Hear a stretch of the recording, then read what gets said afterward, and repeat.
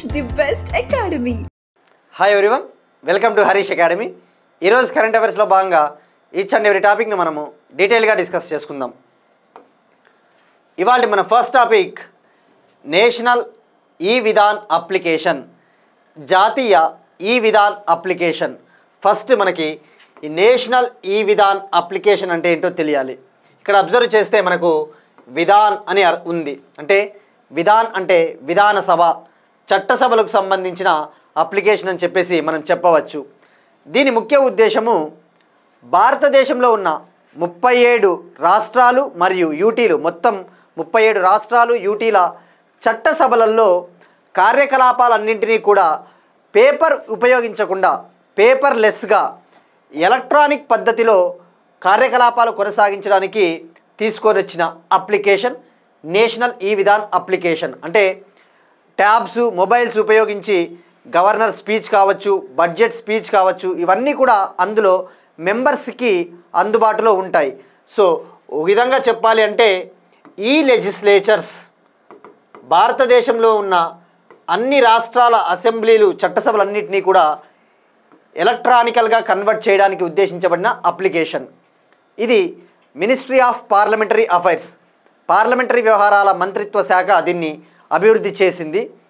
దీన్ని తొలిసారిగా భారతదేశంలో నాగాలాండ్ రాష్ట్రము ఈ అప్లికేషన్ని వినియోగించింది. ఇప్పుడు రేపు జూన్ 9న పుదుచ్చేరి లెజిస్లేటివ్ అసెంబ్లీలో, పుదుచ్చేరి అసెంబ్లీ యూనియన్ టెరిటరీ ఉంది కదా మనకి, ఆ అసెంబ్లీలో దీన్ని వినియోగించబోతా ఉన్నారు తొలిసారిగా. దీన్ని minister of state for information and broadcasting, సమాచారము మరియు కమ్యూనికేషన్ మంత్రిత్వ శాఖ, అలానే పార్లమెంటరీ అఫైర్స్ మంత్రిత్వ శాఖకు చెందిన union minister of state doctor L Murugan గారు దీన్ని ఉపయోగించబోతా ఉన్నారు, ప్రవేశపెట్టబోతా ఉన్నారని చెప్పేసి చెప్పవచ్చు.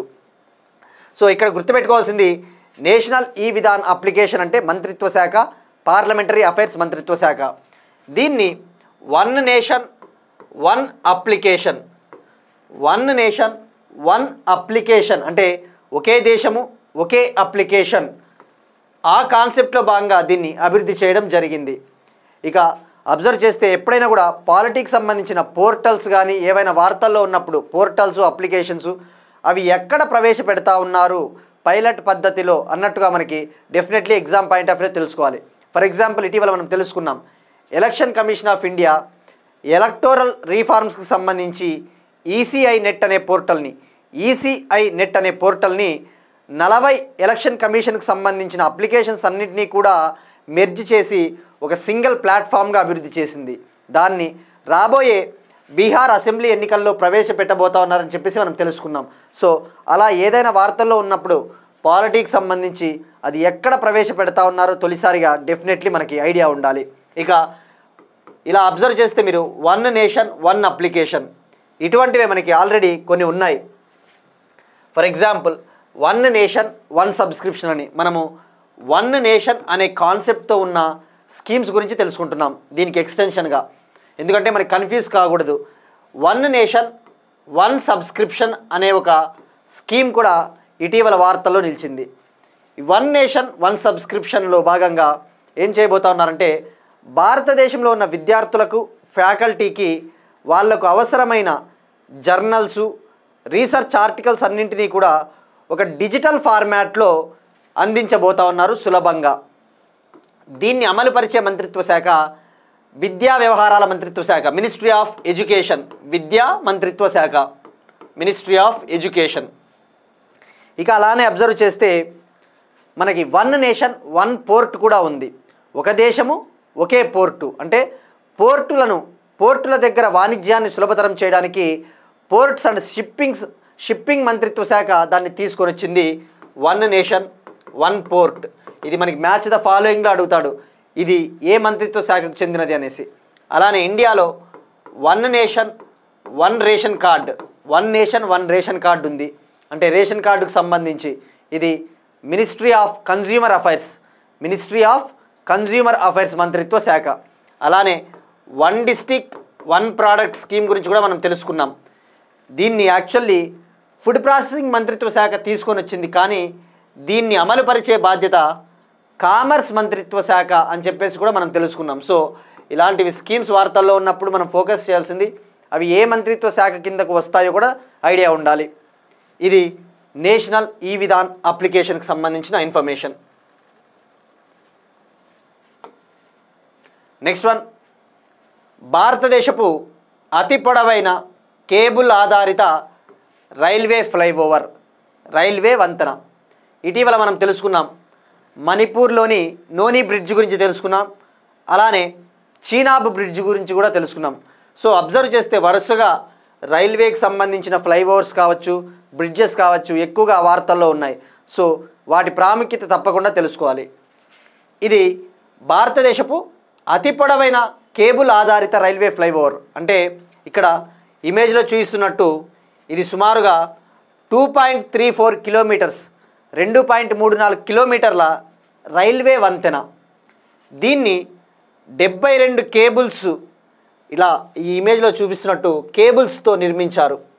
72 కేబుల్స్ మరియు 42 పిల్లర్స్తో నిర్మించడం జరిగింది.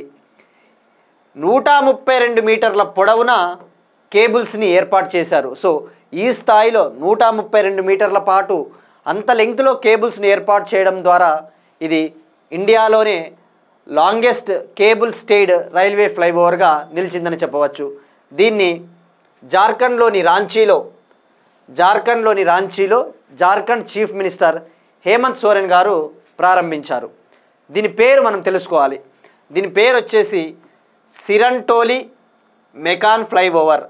సిరంటోలి మెకాన్ ఫ్లైఓవర్ అంటే సిరంటోలి అనే ప్రాంతం నుంచి మొదలుపెట్టి మెకాన్ అనే ఒక ప్రభుత్వ రంగ సంస్థ వరకు ఈ ఫ్లైఓవర్ని నిర్మించడం జరిగింది.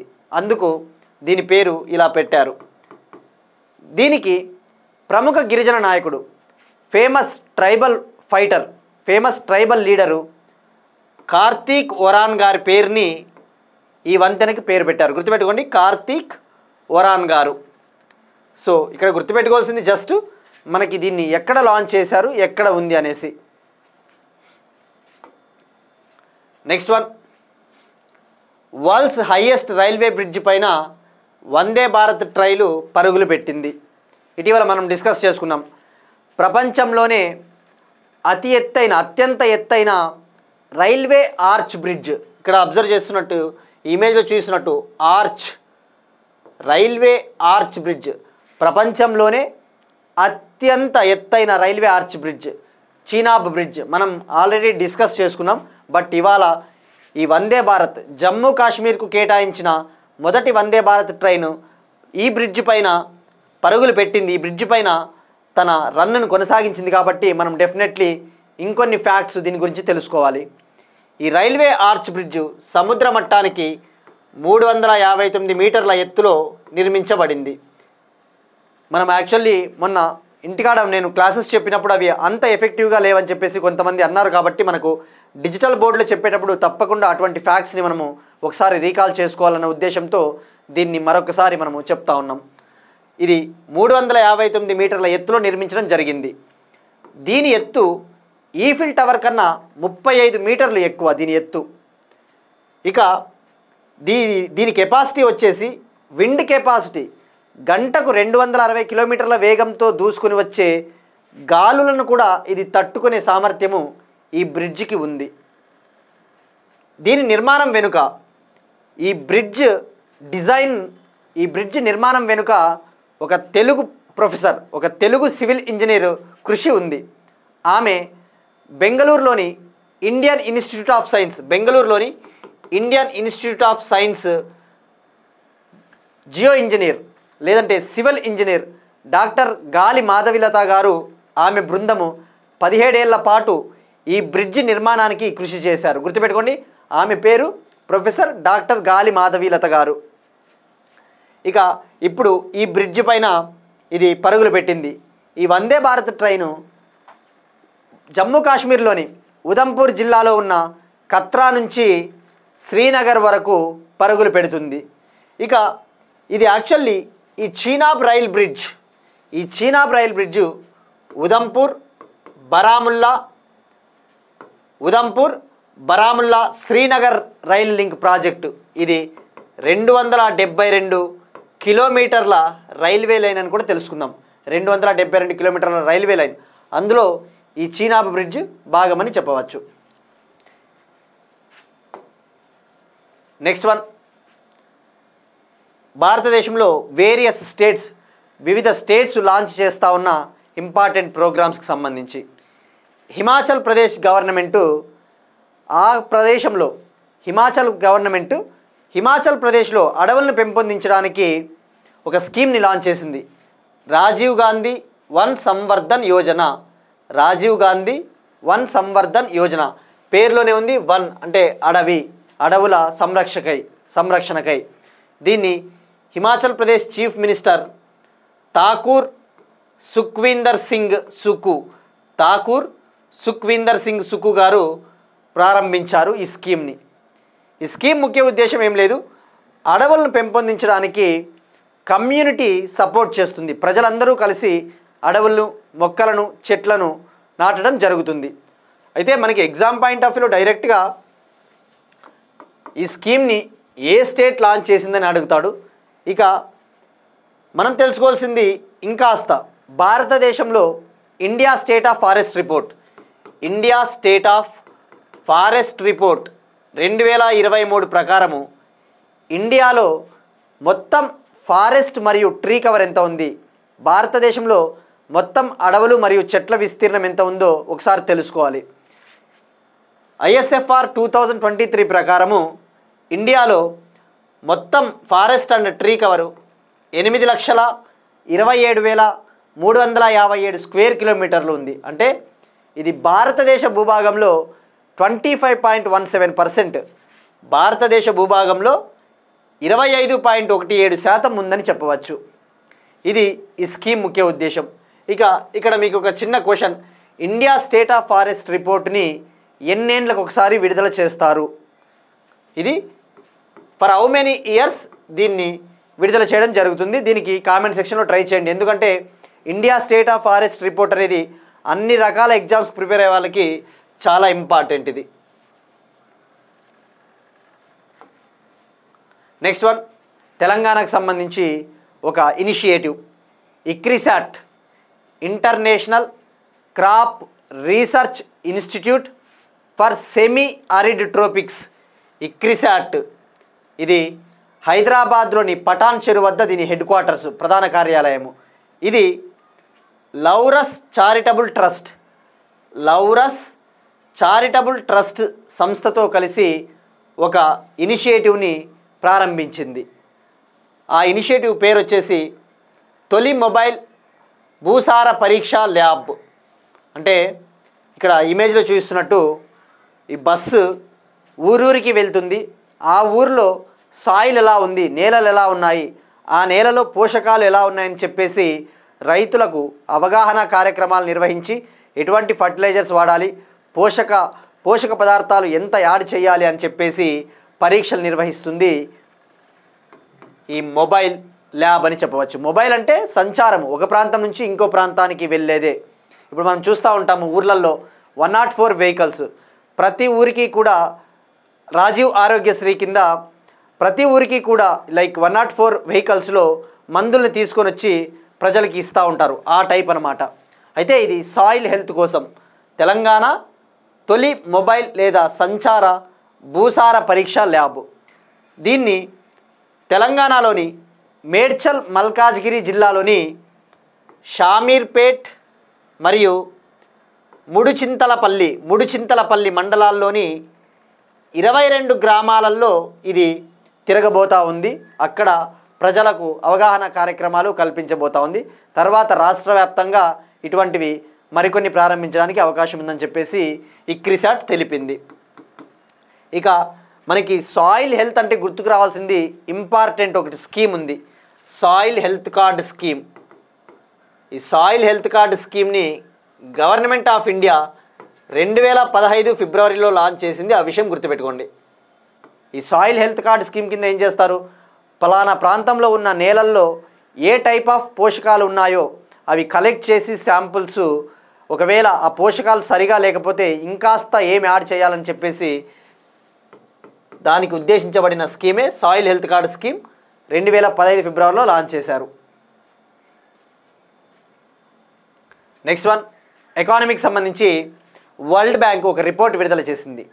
ఇండియాలో ఎక్స్ట్రీమ్ పావర్టీ అనగా అత్యంత పేదరికం అనేది ఏ స్థాయిలో ఉంది అనే దానిపైన ఒక రిపోర్ట్ విడుదల చేసింది. ఆ రిపోర్ట్ ప్రకారము ఇండియాలో అత్యంత పేదరికం అనగా ఎక్స్ట్రీమ్ పావర్టీ 2011-12 నుంచి పోల్చుకుంటే 2022-23 నాటికి 2022-23 నాటికి బాగా తగ్గింది అని చెప్పేసి చెప్పింది. ఇది శుభ పరిణామం అని చెప్పవచ్చు. 2011-12లో ఈ అత్యంత పేదరికం లెవెల్స్ 27.1% ఉంటే అవి 2022-23 నాటికి 5.3%కి చేరుకున్నాయి. ఫస్ట్ మనం తెలుసుకోవాల్సింది ఎక్స్ట్రీమ్ పావర్టీ. ఎలా నిర్ణయిస్తారు ఎక్స్ట్రీమ్ పావర్టీని మనం గతంలో కూడా డిస్కస్ చేసుకున్నాం. అయితే ఇప్పుడు వరల్డ్ బ్యాంకు దానికి అప్డేట్ చేసింది. ఎక్స్ట్రీమ్ పావర్టీని ఏ విధంగా కొలవాలి అనే దానిపైన ఈ నెలలో మెథడాలజీని అప్డేట్ చేసింది. మనం గతంలో డిస్కస్ చేసుకున్నట్టు అత్యంత పేదరిక జనాభాగా పరిగణించబడాలి అంటే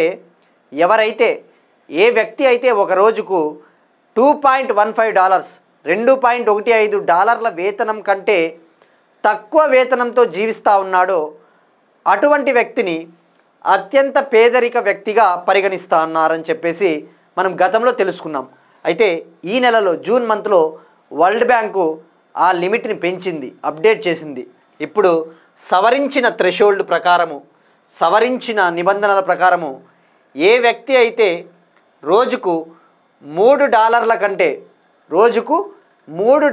కంటే తక్కువ వేతనంతో జీవిస్తూ ఉన్నాడో అతన్ని అత్యంత పేదరిక వ్యక్తిగా పరిగణిస్తారు.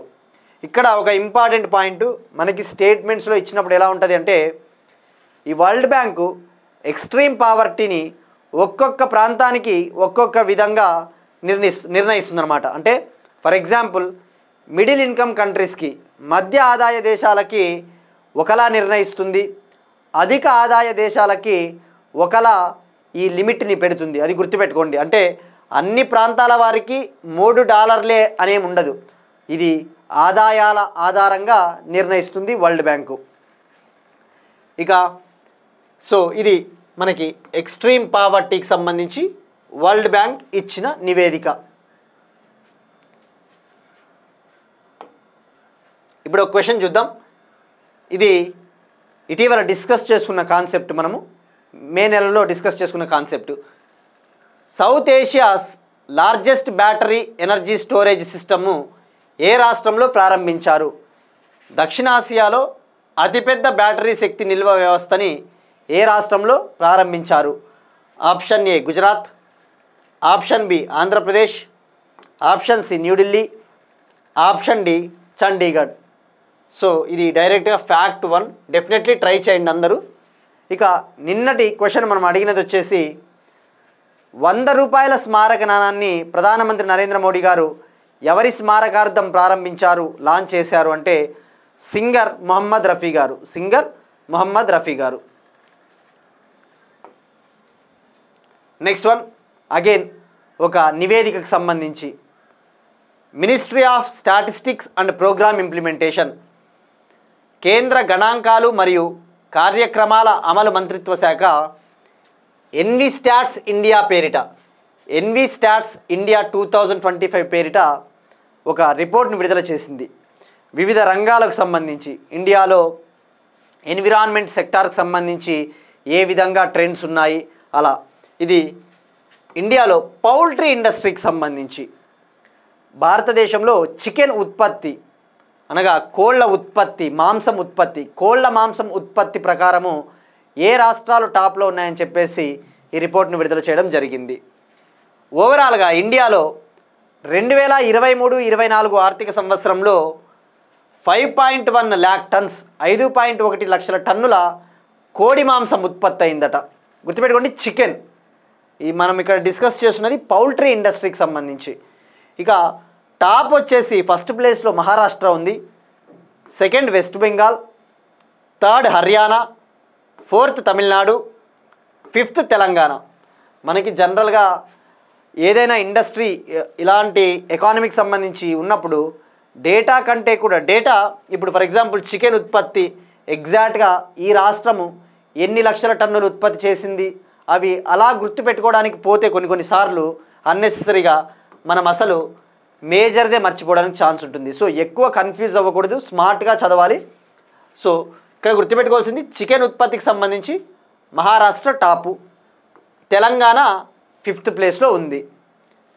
ఇక మనము ఇది తీసుకోవాలి. ఇప్పుడు బ్లూ రెవల్యూషన్కి సంబంధించి ఫిషరీస్ ఉత్పత్తికి సంబంధించి ఇదే ఎన్వి స్టాట్స్ 2025 రిపోర్టు ఇండియాలో చేపల ఉత్పత్తి ఏ విధంగా ఉందని చెప్పేసి రిపోర్ట్ కూడా రిలీజ్ చేసింది. ఇందులో భాగంగా 2023-24లో ఈ ఫిషరీస్ ప్రొడక్షన్ వచ్చేసి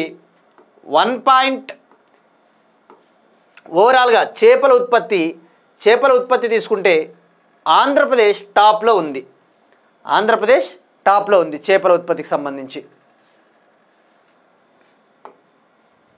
నెక్స్ట్ వన్ డిజాస్టర్కి సంబంధించి విపత్తుల నిర్వహణకు సంబంధించి 7th International Conference on Disaster Resilient Infrastructure సమావేశము ఫ్రాన్స్లోని నైస్ పట్టణంలో ప్రారంభమైంది.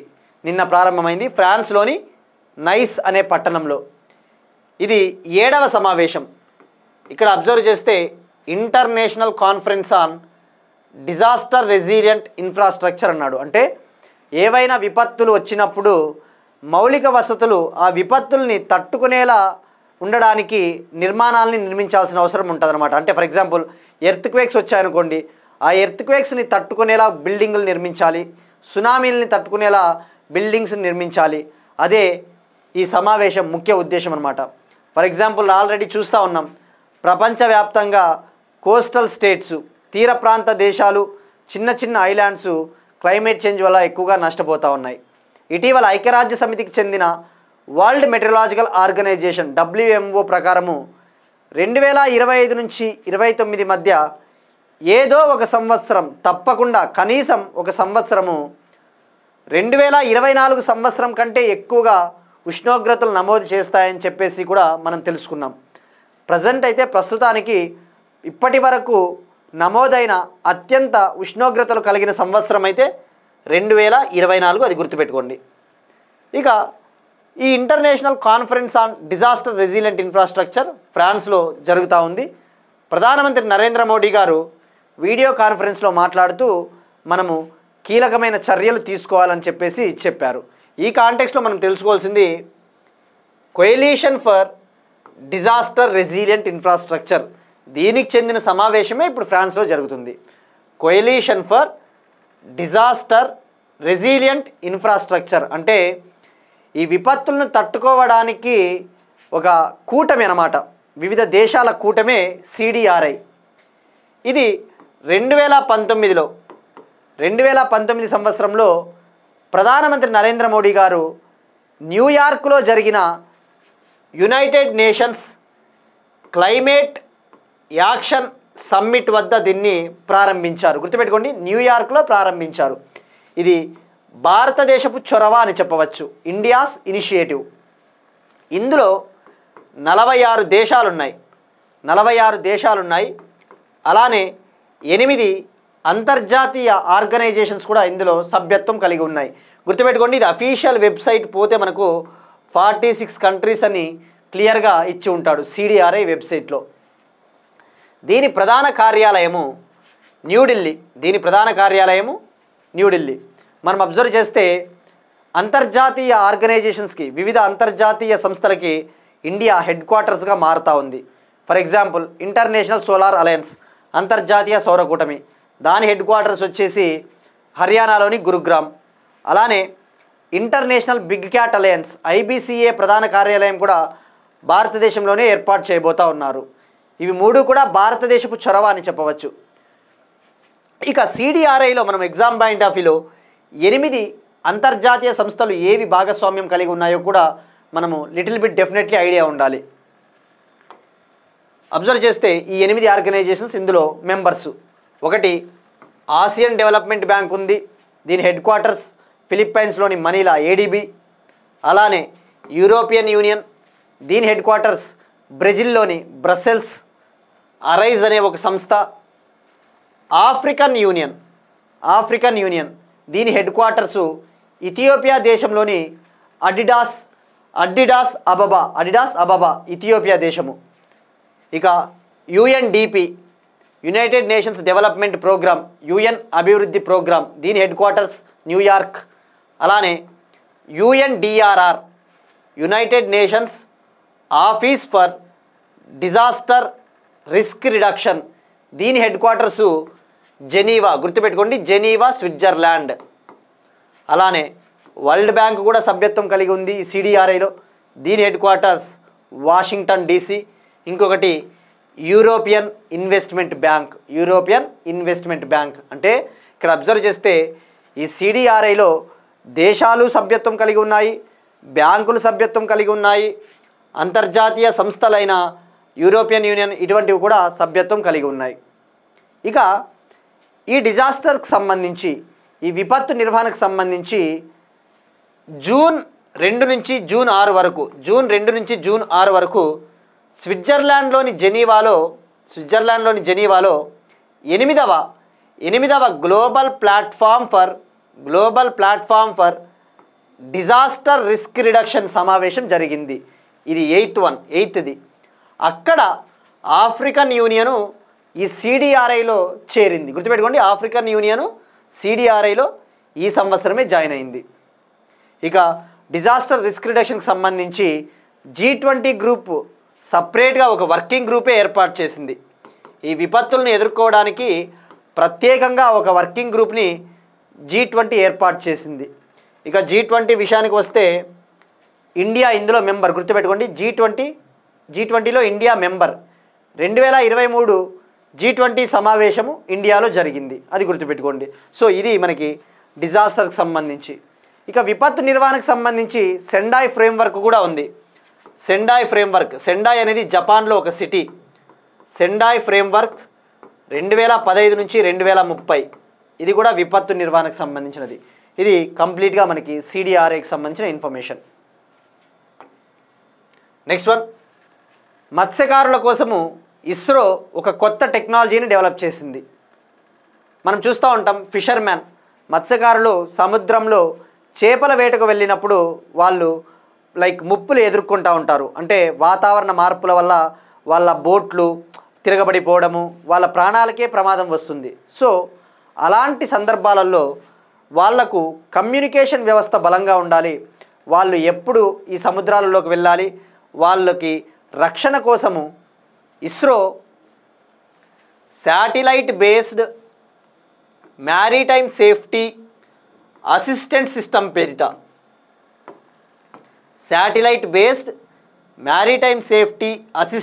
అసిస్టెంట్ సిస్టమ్ పేరిట ఒక టెక్నాలజీని డెవలప్ చేసింది. దాన్నే తెలుగులో ఉపగ్రహ ఆధారిత సముద్రయాన భద్రత వ్యవస్థ లేదా సింపుల్గా చెప్పాలంటే ట్రాన్స్పాండర్ అంటారు. ట్రాన్స్పాండర్ అనే ఒక పరికరం. ఈ ట్రాన్స్పాండర్ పరికరాన్ని ఏం చేయబోతా ఉన్నారంటే, ఎవరైతే మత్స్యకారులు వెళ్తూ ఉన్నారో సముద్రంలోకి, వాళ్ళ పడవలకు ప్రారంభ దశలో ప్రారంభ దశలో 300 పడవల్లో ఈ ట్రాన్స్పాండర్ పరికరాలని ఏర్పాటు చేయబోతూ ఉన్నారు. ఈ ట్రాన్స్పాండర్ పరికరాలు ఏం చేస్తాయంటే, మొబైల్ నెట్వర్క్ పైన ఆధారపడదు, కమ్యూనికేషన్ కోసం డైరెక్ట్గా ఉపగ్రహాలపైన ఆధారపడుతుంది. ఇక ఉపగ్రహాలు ఈ శాటిలైట్స్, ఆర్టిఫిషియల్ శాటిలైట్స్ ఖచ్చితమైన సమాచారాన్ని ఇస్తాయి కాబట్టి మత్స్యకారులు సేఫ్గా తప్పించుకోవచ్చు ఏవైనా విపత్తులు వచ్చినప్పుడు కూడా. దీన్ని పశ్చిమ బెంగాల్లోని కాక్ ద్వీప్ సబ్ డివిజన్లో ప్రారంభించారు. గుర్తుపెట్టుకోండి, ఎక్కడ ప్రారంభించారంటే పశ్చిమ బెంగాల్లోని కాక్ ద్వీప్. ఇది మనకు ట్రాన్స్పాండర్ పరికరానికి సంబంధించిన ఇన్ఫర్మేషన్. నెక్స్ట్ వన్, అవార్డుకి సంబంధించి ఇందాకనే మనము 8వ Global Platform for Disaster Risk Reduction సమావేశము స్విట్జర్లాండ్లోని జెనీవాలో జరిగిందని చెప్పేసి తెలుసుకున్నాం. అక్కడ ఒక అవార్డును ఐక్యరాజ్య సమితి ససకావా అనే అవార్డును United nations Indian metrological department భారత వాతావరణ పరిశోధన సంస్థ డైరెక్టర్ జనరల్ అయిన మృత్యుంజయ్ మోహపాత్ర గారికి ఈ అవార్డును అందజేయడం జరిగింది. మృత్యుంజయ్ మోహపాత్ర. ఈ అవార్డు పేరు ససకావా అవార్డు. ఇచ్చినది యునైటెడ్ నేషన్స్. ఈయనని సైక్లోన్ మ్యాన్గా కూడా పిలుస్తారు. Indian cyclone man. దీనికి ప్రధాన కారణం ఈయన విపత్తులకు సంబంధించిన కీలకమైన వ్యవస్థల్ని రూపొందించాడు. ఈయన ఒడిషాకు చెందినవారు, ఒడిషా రాష్ట్రానికి చెందినవారు. డిజాస్టర్ రిస్క్ రిడక్షన్లో, విపత్తులను తగ్గించడంలో ఈయన చేసిన కృషికి గాను ఈ అవార్డు ఈయనకి దక్కింది. నెక్స్ట్ వన్, స్పోర్ట్స్కి సంబంధించి నార్వే చెస్ ఓపెన్ మనం ఇటీవల డిస్కస్ చేసుకున్నాం. నార్వే చెస్ ఓపెన్లో క్లాసికల్ ఫార్మాట్లో తొలిసారిగా ఇండియన్ చెస్ మాస్టర్, ప్రస్తుత ప్రపంచ చెస్ ఛాంపియన్ గుకేష్ నార్వేకు చెందిన మ్యాగ్నస్ కార్ల్సన్ పైన తొలిసారిగా గెలుపొందాడని చెప్పేసి. బట్ ఫైనల్గా మాత్రము ఈ నార్వే చెస్ 2025 టైటిల్ని నార్వేకు చెందిన మ్యాగ్నస్ కార్ల్సన్ గెలుచుకున్నాడు పురుషుల విభాగంలో. గుకేష్ థర్డ్ ప్లేస్లో నిలిచాడు. ఇక మహిళల విభాగానికి వస్తే, ఈ మహిళల విభాగంలో ఉక్రెయిన్కు చెందిన అన్నా ముజిచిక్, ఉక్రెయిన్కు చెందిన అన్నా ముజిచిక్ ఈ టైటిల్ని గెలుపొందింది. Next one, French Open women's singles title. ఇది టెన్నిస్ టోర్నమెంట్. ఫ్రెంచ్ ఓపెన్ అయినా, US Open, Australian Open, Wimbledon Open, ఇవి ఏ క్రీడకు చెందినవి అంటే టెన్నిస్. ఇప్పుడు ఈ ఫ్రెంచ్ ఓపెన్ ఉమెన్స్ సింగిల్స్ టైటిల్ను అమెరికాకు చెందిన కోకో గౌఫ్ గెలుపొందింది. ఈ టైటిల్ని గెలుచుకునింది. ఫైనల్లో బెలారస్ కంట్రీకి చెందిన అరియానా సబలెంక పైన గెలుపొంది ఈ టైటిల్ను గెలుపొందింది. ఈమె అరియానా సబలెంక ప్రస్తుతం మహిళల విభాగంలో వరల్డ్ నెంబర్ 1. ఇక ఈమె కోకో గౌఫ్, ఈమెకి ఇది 2వ గ్రాండ్ స్లామ్ టైటిల్. అంటే ఇది ఆల్రెడీ 2023లో యుఎస్ ఓపెన్ని గెలుపొందింది, ఇప్పుడు French open. Next one, Taiwan athletics open 2025 మనం ఇటీవల డిస్కస్ చేసుకున్నాం. సౌత్ కొరియాలోని గుమి పట్టణంలో ఏషియన్ అథ్లెటిక్స్ ఛాంపియన్షిప్ జరిగింది. అందులో ఆంధ్రప్రదేశ్కు చెందిన ఎర్రాజీ జ్యోతి గోల్డ్ మెడల్ గెలుపొందిందని. ఇప్పుడు మళ్ళీ తైవాన్ దేశంలో జరుగుతూ ఉన్న అథ్లెటిక్స్ ఓపెన్ 2025 టోర్నీలో ఆంధ్రప్రదేశ్కు చెందిన జ్యోతి ఎర్రాజీ 100 మీటర్ల పరుగు పందెంలో గోల్డ్ మెడల్ని సాధించింది. అలానే తెలంగాణ నుంచి 400 మీటర్ల రిలే పరుగు పందెంలో, 400 మీటర్ల రిలే మహిళల పరుగు పందెంలో తెలంగాణకు చెందిన నిత్య గందే ఈమె గోల్డ్ మెడల్ని గెలుపొందింది. ఈ నలుగురు బృందంలో ఈమె ఒకరు. సో తొలి రోజున మనము ఇండియా 6 గోల్డ్ మెడల్స్ గెలుచుకునింది. ఇది జూన్ 7 నుంచి జూన్ 8 వరకు జరుగుతూ ఉంది. అంటే ఇవాల్టితో ముగియనుంది. మనం రేపు ఈ టోర్నమెంట్కి సంబంధించి ఏ కంట్రీ టాప్లో వచ్చింది, ఇండియా ఎన్ని మెడల్స్ గెలుచుకునిందో రేపు డీటెయిల్గా ఇంకొకసారి తెలుసుకుందాం. మనకి ఇవి ఎందుకు ఎగ్జామ్ పాయింట్ ఆఫ్ వ్యూలో వీళ్ళ పేర్లని మనం సపరేట్గా మెన్షన్ చేశాము. చాలామంది ఉన్నారు కదా మరి వీళ్ళ ఇద్దరినే మనం ఎందుకు తీసుకున్నామంటే వీళ్ళు తెలుగు ప్లేయర్స్ కాబట్టి డెఫినెట్లీ మన ఎగ్జామ్స్లో అడగడానికి మెజారిటీ ఆఫ్ ద ఛాన్సెస్ ఉంటాయి. ఇవి ఇవాల్టి కరెంట్ అఫైర్స్. మనం ఒకసారి క్విక్గా రీక్యాప్ చూద్దాం. నేషనల్ ఈ విధాన్ అప్లికేషన్, భారతదేశపు అతి పొడవైన కేబుల్ ఆధారిత రైల్వే వంతెన, వందే భారత్ ట్రయల్ రన్, రాజీవ్ గాంధీ వన్ సంవర్ధన్ యోజన, తెలంగాణ తొలి మొబైల్ భూసార పరీక్ష ల్యాబ్, 2022-23లో భారతదేశంలో అత్యంత పేదరికం 5.3%కి తగ్గింది World Bank, EnviStats India 2025, Coalition for Disaster Resilient Infrastructure, మత్స్యకారుల కోసం ఇస్రో కొత్త పరిజ్ఞానం, UN Sasakawa award, Norway chess title విజేత, French Open women's singles title విజేత, Taiwan athletics open 2025. That's it. These are today's current affairs, and we'll meet you again tomorrow, and thank you everyone.